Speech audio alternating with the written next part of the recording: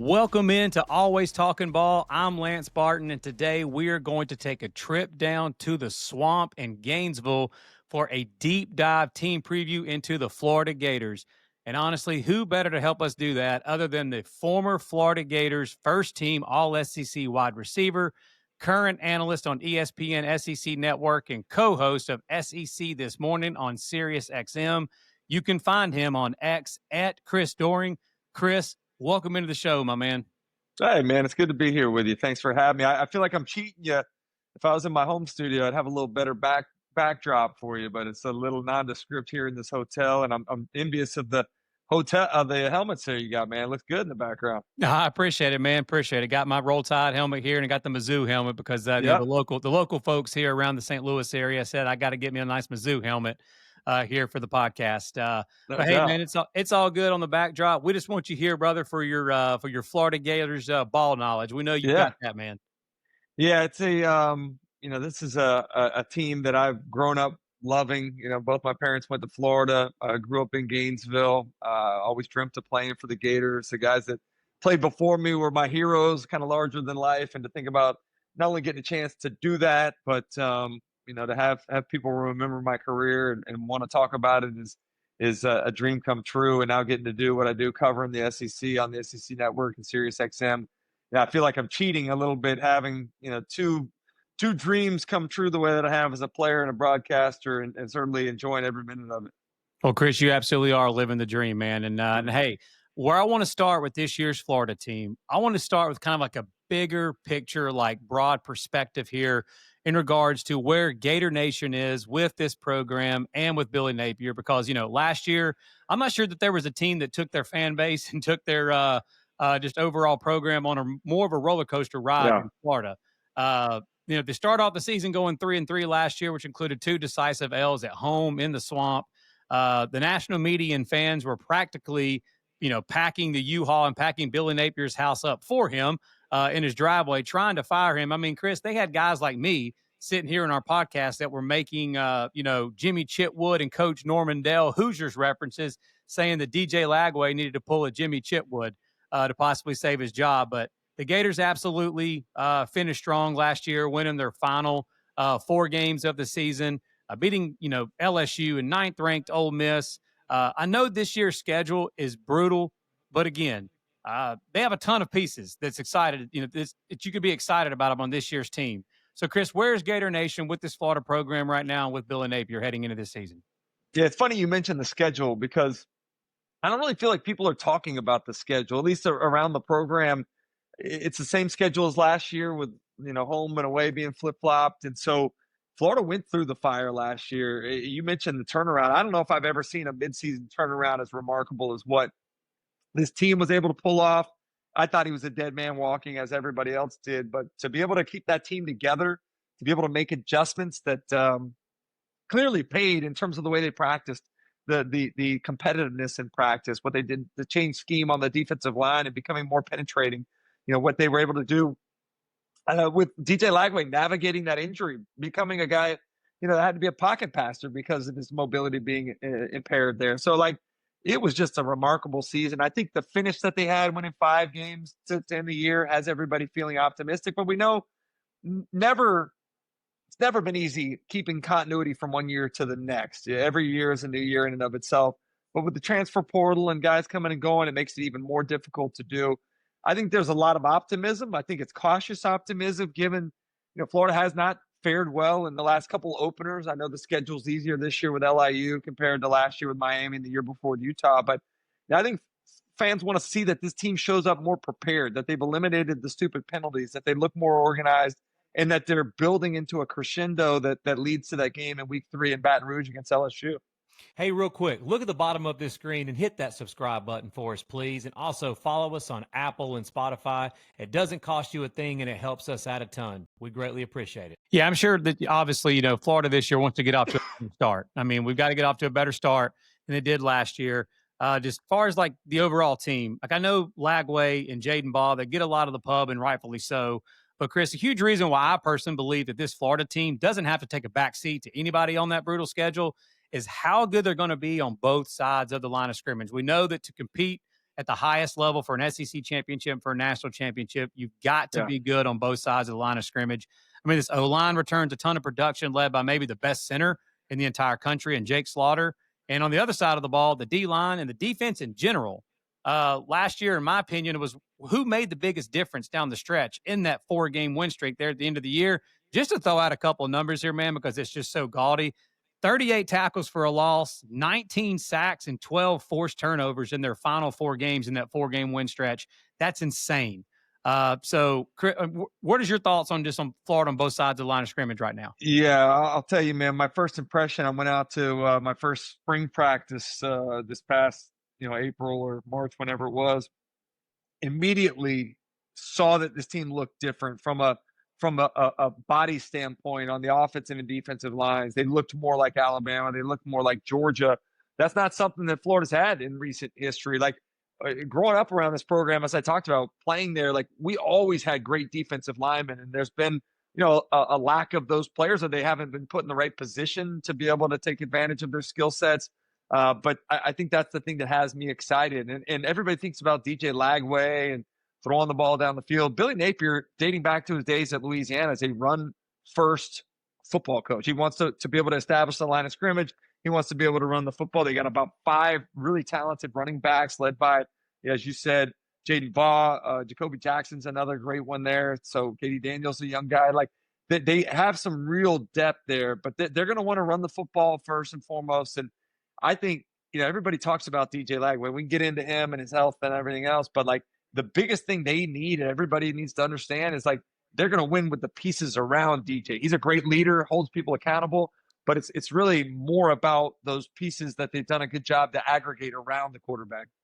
Yeah, Chris, I think if they named an all like get off the bus team, that's how they looked just in general. Dude, Florida's offensive line, defensive line, and even like DJ Lagway, 6'3", 240, Jaden Baugh, 6'1", 230 something. I mean, dude, he's a beefed up dude for the Gators. So yeah, you're right, man. I can imagine going to see a Florida practice right now and what these dudes just look like. As far as what the eye can see. You talked about some of those weapons around them. Obviously you played the position at a really high level. Chris, talk about this wide receiver group and the weapons that DJ is going to be able to sling it to this year. Yeah, I think the thing that I go back to is the evaluation of talent in the transfer portal by Billy Napier and his staff has been really good. No better than at the receiver position. Ricky Pearsall a couple of years ago was a home run. Last year, Elijah Badger and Chim DK. Yep. I trust that he knows what the right receivers look like and play like to be able to fit in the scheme. They got a huge acquisition in J. Michael Sturdivant, highly sought after receiver out of UCLA. Been very impressed with what they've seen from him during the spring and into fall camp. And then, out of high school, going out and getting Dallas Wilson, who is injured right now, but is a physical specimen, dominated the spring game with over 200 yards receiving. Vernell Brown, the third, another guy in that receiving class. And then you look at returners. Like, I think everybody forgets about Trey Wilson, who had a tremendous freshman year. Last year was injured, only played in like 4 ball games, but comes back now. They're going to use him a little differently in the slot this year, some. And then Aiden Mizell is a guy that's kind of emerging as a speedster in that group. So they're really talented at the receiver position, and I think that was really the focal point of the offseason is let's build around DJ to give him the resources he needs to be the best distributor of the football he can be.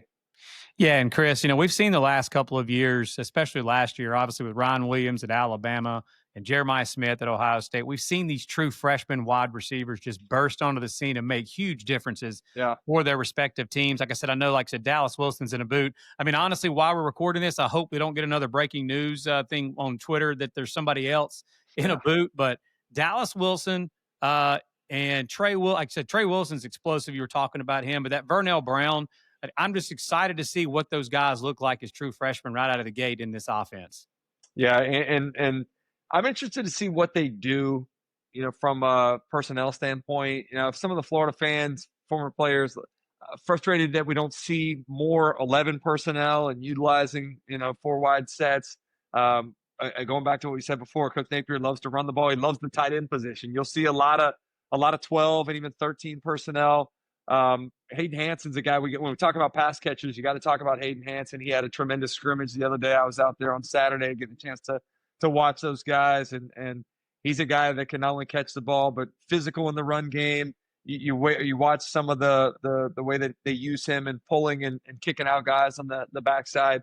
It kind of enjoys the physicality of football. So I like the group of guys that are tasked with catching the football from DJ, and I don't know that they've had as deep a group of receivers and tight ends as what they have this year.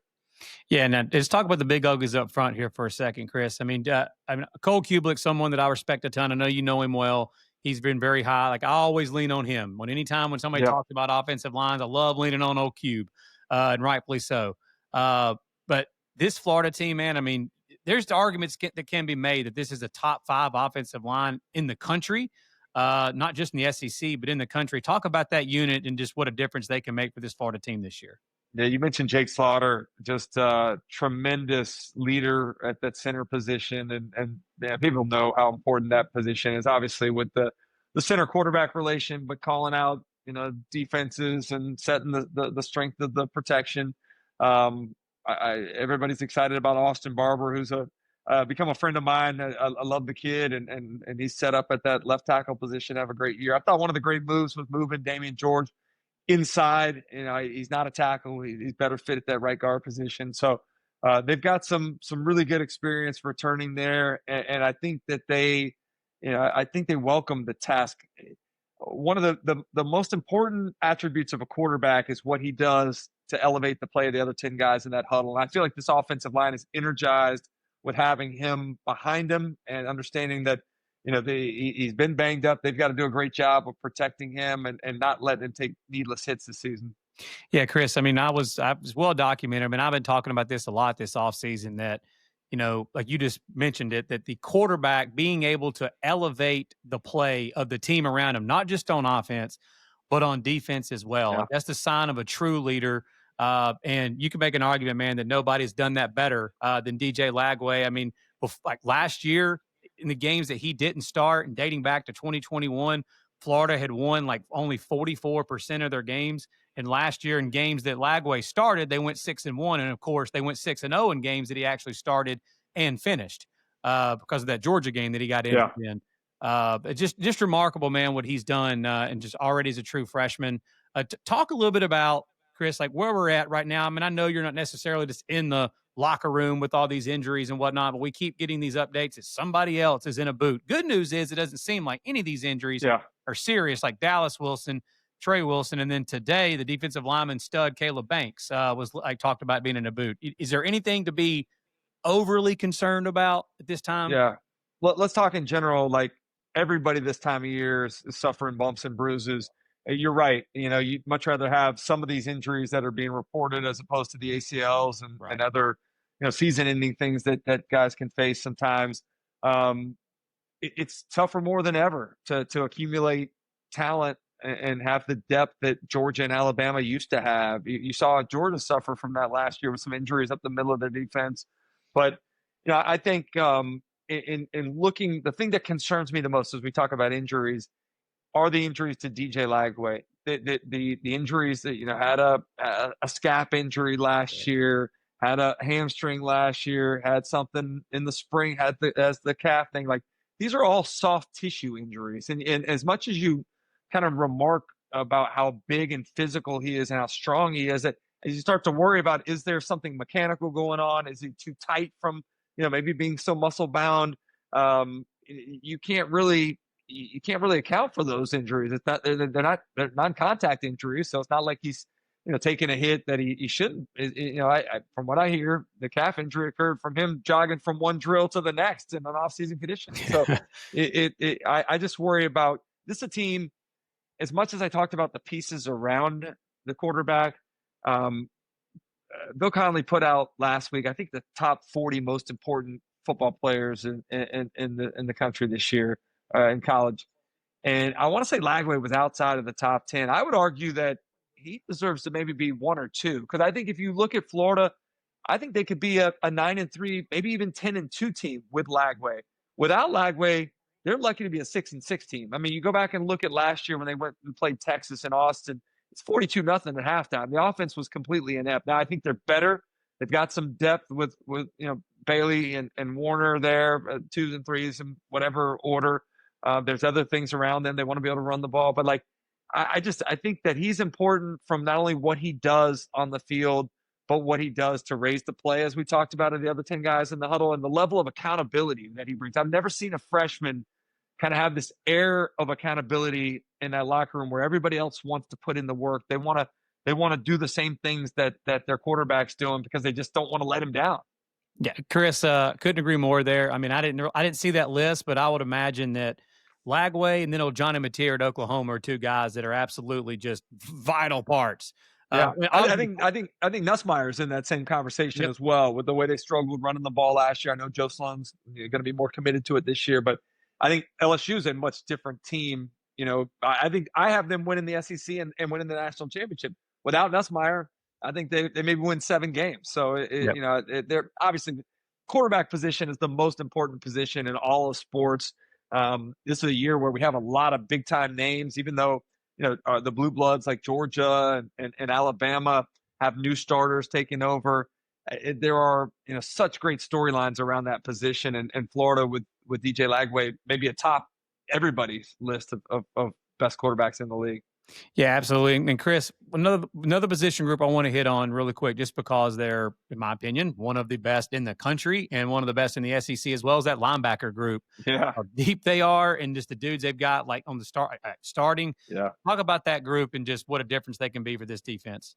Yeah, I'm glad you hit on that. Clearly, you've done your homework, because I agree with you 100%, and that hasn't been the case in the last couple of years. They have not necessarily been very strong nor deep at the linebacker position. But one guy that everybody needs to know, Miles Graham, highly recruited player out of high school, had a back injury, kind of was slow getting onto the field and really making an impact. But you go back and watch that Ole Miss game. He had 2 stops in goal line situations that really impressed in terms of what his read and react and physicality when he arrives at the ball carrier. And he's going to be big. Aaron Childs is another guy that everybody's kind of talking about. Pup Howard back for another season. So this is a group that is really, in consideration for being the best group of linebackers in the SEC. And I think the front 7 in general, this is going to be a much improved front 7 for Florida over what we've seen in the last couple seasons. Yeah, Caleb Banks and Tyreek Sapp are absolute just dogs on that D-line, like George Gums as well. Curious question for you here is former 5-star and top D-line recruit LJ McCray that ended up getting a little playing time last year as a true freshman. Is he someone that they expect this year to take a big leap forward in year 2? I think they're hoping so. This is outside of Lagway. He was the biggest recruit in that class 2 years ago. So they're hoping he takes a step forward. But I think, if you look at the way that the defense changed last year, I mentioned it earlier, they became more aggressive. They turned the dogs loose. I talked to some guys around the program that were out there that were frustrated with how they played laterally instead of allowing them to play more vertically. You saw that as the season went on. They became more disruptive. What they did to Nussmeier in that LSU game was very impressive. But I think part of the problem at the beginning of the year, honestly, was it was kind of a head-scratching decision. You go out and get Ron Roberts. You had Austin Armstrong, who was the defensive coordinator the year before. I don't think anybody was clear. I don't think the players were clear on the hierarchy of where the decisions were coming from. I don't even think the defensive coaches were necessarily. So Austin Armstrong's moved on to Houston. Ron Roberts is the voice on the defensive side. And it feels like they're much more in alignment, both in terms of marching orders and what they're doing schematically as well. Yeah, I remember last year when that was going on, like when they brought in Ron Roberts and then you just saw later on the year, it looked like he was kind of the man calling that defense later on in the year. But it definitely looks like he's the guy there now. Chris, last question here, before we get out of here, I want to just the Netflix series that was on. I mean, obviously I watched it. My wife watched it with me. I felt like that for the people that maybe like I am a Napier fan. Again, we don't hide our fandom here on this show. Being an Alabama fan, I'm Napier when he used to be the wide receivers coach for Nick Saban.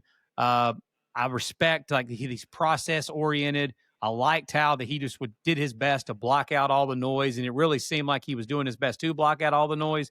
seeing him on that Netflix series, I'm just curious if have you heard anything from like Gator Nation or Florida fans just actually seeing a behind the scenes look at how he carries himself and how just meticulous he really Yeah. is with that Florida program. I think it shed a good Well, light on him. I'm glad you brought up his time in Tuscaloosa.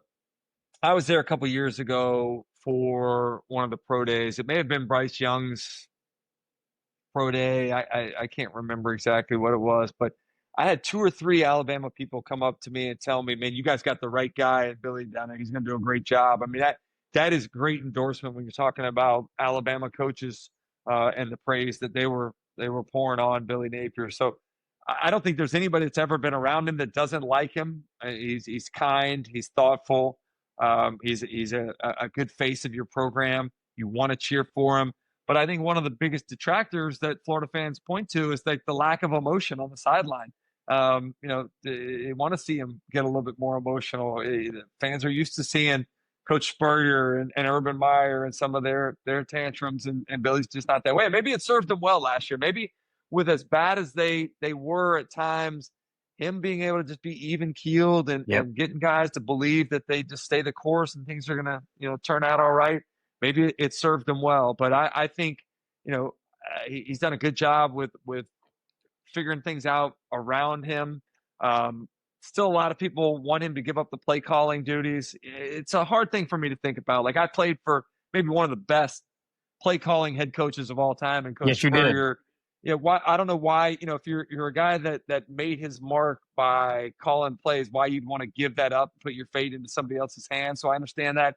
They've just got to do a better job of being more organized. Get the play in there earlier. Too many delay game penalties. Too many substitution issues. They've got to be able to clear that up. But Russ Callaway is a great right-hand man. He's technically the offensive coordinator for Billy, even though he's not calling plays. But just I had a chance to listen to him and watch some of the cut-ups with him. Very impressed at what he brings, not only in the energy level, but the teaching that he brings as well. Well, Chris, have you given an official prediction yet? Because I don't want to ask you to do this on our show if you haven't yet. Have you given an official prediction of what you think this Florida team's record will be at the end of the year? Yeah, I went 8-4, maybe 9-3. I think Florida wins that game at home against Texas. It's maybe the most anticipated game that I can remember in a long, long time with the Longhorns coming to town.